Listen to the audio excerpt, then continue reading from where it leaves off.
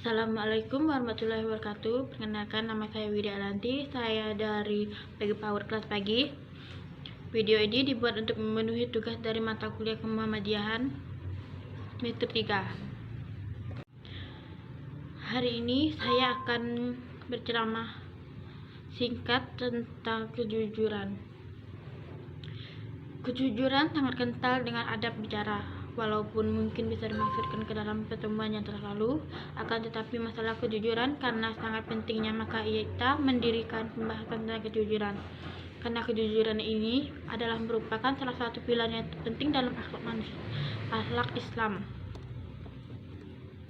Tentunya untuk menanamkan karakter yang mulia, ini di dalam jiwa anak-anak kita membutuhkan usaha yang keras dan waktu yang tidak sebentar. Kalau misalnya sekarang kita melihat banyaknya kasus-kasus korupsi yang ternyata pelakunya bukan hanya orang yang non-agamis, sampai yang melihatnya agamis pun juga terseret dalam pusaran korupsi. Maka ini semakin mengkhawatirkan bahwa sangat mungkin nanti kebiasaan-kebiasaan jelek itu akan menjangkiti anak-anak kita. Maka dari itu, salah satu cara untuk membendung perilaku negatif tersebut adalah bagaimana kita menanamkan karakter kejujuran pada anak kita sejak usia dini. Dan di dalam agama kita, yang namanya anak harus tetap diperlakukan dengan perilaku yang baik. Jadi tidak ada alasan bahwa anak ini masih kecil boleh diperlakukan dengan baik yang tidak baik. Sehingga dalam agama kita, walaupun anak kecil tetap tidak boleh kita berbohong kepadanya. Ini terkadang kurang diperhatikan oleh sebagian orang tua. Sebagian orang tua menganggap bahwa mereka masih kecil sehingga tidak mengapa kita berbohong sama anak kecil. Itu enggak benar. Makanya Nabi Muhammad SAW sudah mengingatkan jauh-jauh hari sebelum sebuah hadis yang diriwayatkan oleh Imam Ahmad dari Hurairah radhiyallahu anhu, dan hadis ini dinyatakan oleh Syekh Albani. Nabi Shallallahu Alaihi Wasallam pernah bersabda, "Man qala li sabbiya ta'ala khalaqa summa lam ya'himi say'an fasiyakit."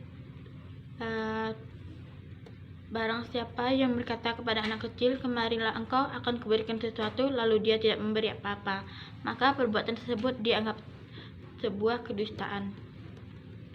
Jadi, kalau misalnya ada seorang bapak atau ibu berkata kepada anaknya atau anak orang lain, "Nanti misalnya kamu pulang tepat waktu, akan ibu kasih hadiah." Ternyata begitu pulang tepat waktu tidak dikasih apa-apa. Ini dusta. Jadi dalam agama kita, dusta itu tidak bisa ditolerir, sekalipun itu kepada anak kecil. Maka ini yang perlu kita perbaiki, pemahaman di dalam benak banyak orang tua bahwa kalau anak masih kecil itu ditolerir. Misalnya minum sambil berdiri, makan pakai tangan kiri, pipis sembarangan ketika dia sudah bisa kamar mandi. Itu sering ditolerir dengan mengatakan, "Kan masih kecil, nggak apa-apa." Dalam agama kita tidak demikian. Justru masih kecil itulah biasakan supaya berperilaku dengan perilaku yang baik. Dibiasakan minum dengan tangan, minum sambil duduk, berbicara dengan ungkapan yang jujur. Kita juga bersikap jujur kepada anak. Ini semuanya adalah merupakan proses untuk mencetak seorang hamba yang betul-betul patuh kepada Allah Azza wa Jalla. Jadi adanya perilaku korupsi yang begitu marak di zaman kita ini pasti ada latar belakang yang jelek di dalam kepribadian anak-anak tersebut. Seandainya anak-anak tersebut dari kecilnya sudah dididik dengan baik oleh orang tuanya, kemudian dia juga senantiasa istiqomah di dalam ajaran agama Islam, insya Allah bisa diminimalisir yang namanya korupsi tersebut. Maka dari itulah kita tidak usah terlalu banyak mengkritik orang lain. Sekian dari saya, mungkin hanya itu yang bisa saya